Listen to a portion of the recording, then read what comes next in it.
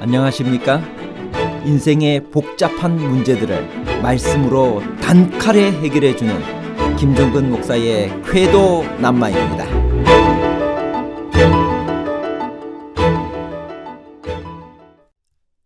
아이성 정복에 성공하자마자 여호수아가 모세가 명한 대로 제단을 쌓고 다시 하나님의 율법을 돌과 마음에 새긴 이유는 무엇일까요?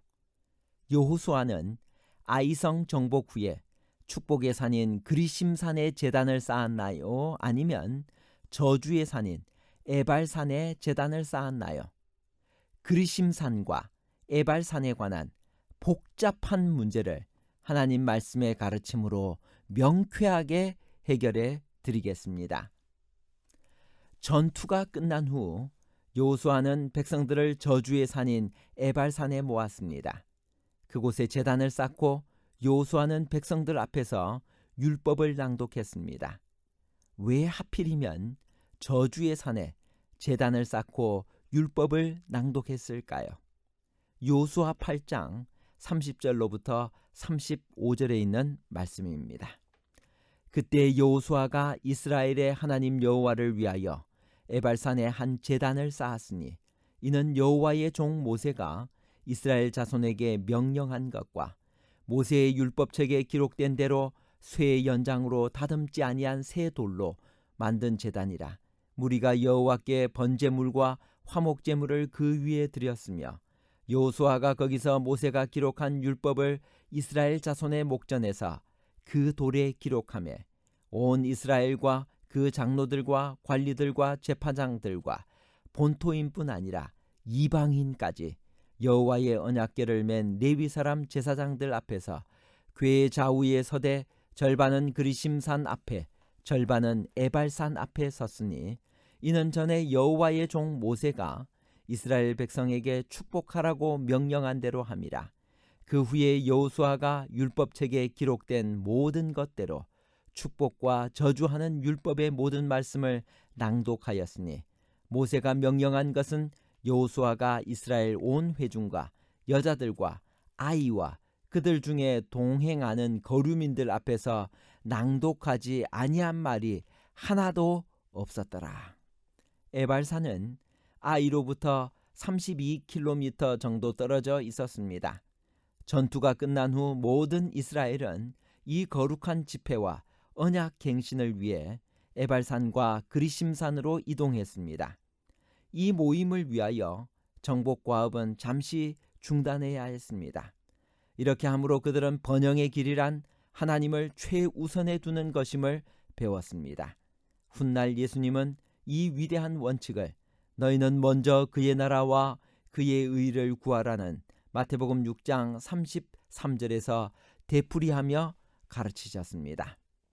에발산은 북쪽에 있었고 그리심산은 남쪽에 있었습니다. 두 산이 서로 마주보는 가장 가까운 지점에 폭이 495m 정도 되는 푸른 골짜기가 있었습니다. 두 산의 석회암층이 부서져 내려와 바위턱을 만들어 양편에 천연적인 원형 극장을 형성하고 있었는데 백성들은 한편에 6지파, 다른 편에 6지파가 모였습니다. 그리심산의 6지파는 축복의 말씀이 낭독될 때마다, 그리고 에발산의 6지파는 저주가 낭독될 때마다 아멘으로 응답했습니다. 양편 산에 돌출부가 있어서 천연의 설교 단상을 형성했으며 거기로부터 낭독자의 목소리가 골짜기 전체에 울려 퍼졌습니다. 지시에 따라 제단은 저주의 산인 에발산에 세웠습니다. 왜 하필이면 저주의 산에 제단을 세웠을까요? 그것은 적절한 명령이었습니다. 죄인들에 대한 율법의 저주가 낭독된 장소에는 은혜와 용서를 상징하는 제단과 희생제물도 같이 있어야 했습니다. 그 제단 위에 드린 희생제물은 그리스도를 예표했습니다. 에발산과 그리심산이 있는 세겜은 후에 수가로 이름이 바뀌었습니다. 에발산에서 저주를 선포하라는 명령은 모세오경 어느 구절에 나오나요? 신명기 11장 29절.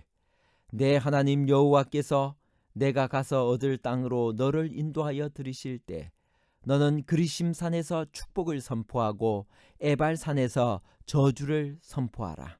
신명기 27장 4절에서 8절. 너희가 요단을 건너거든 내가 오늘날 너희에게 명하는 이 돌들을 에발산에 세우고 그 위에 석회를 바를 것이며 또 거기서 내 하나님 여호와를 위하여 단 곧 돌단을 쌓되 그것에 철기를 대지 말지니라. 너는 다듬지 않은 돌로 내 하나님 여호와의 단을 쌓고 그 위에 하나님 여호와께 번제를 드릴 것이며 또 화목제를 드리고 거기서 먹으며 내 하나님 여호와 앞에서 즐거워하라. 너는 이 율법의 모든 말씀을 그 돌들 위에 명백히 기록할지니라. 여호수아가 이때 이런 선택을 한 것은 일찍이 모세가 신명기 11장 29절과 신명기 27장 4절에서 8절에 명령을 했기 때문입니다. 문제의 핵심은 왜 여호수아가 이 때를 모세가 명한 에발산에 제단을 쌓아야 할 때라고 판단했을까요? 여호수아 8장 30절입니다. 그때 여호수아가 이스라엘의 하나님 여호와를 위하여 에발산에 한 제단을 쌓았으니 그것은 헤렘을 취한 아간의 죄와 그것을 인식하지 못한 자신의 실수로 아이성 정복에 실패하여 쓰라린 패배를 경험한 다음에 그야말로 심기일전하여 다시 하나님께 돌아와 이제 막 아이성 정복에 성공했기 때문입니다. 그런 이유로 여호수아는 지금이야말로 모세가 명한 대로 저주의 산인 에발산에 제단을 쌓고 다시 하나님의 율법을 돌과 마음에 새기면서 언약을 갱신할 적기라고 생각한 것입니다. 그리고 그런 여호수아의 판단을 지지하기 위해 본문의 표현도 그때라는 접속사로 시작된 것입니다. 부조와 선지자 500페이지에 있는 말씀입니다.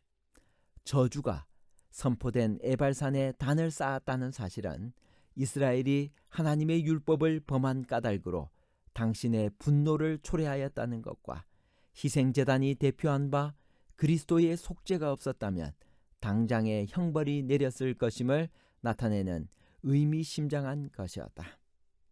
에발산에 이른 여호수아와 이스라엘은 모세가 이스라엘 자손에게 명령한 것과 모세의 율법책에 기록된 대로 쇠 연장으로 다듬지 아니한 새 돌로 제단을 만들고 제물을 드렸습니다. 그런 새 돌로 제단을 만든 것은 어떤 우상의 형상도 새기지 못하게 하기 위함이었습니다.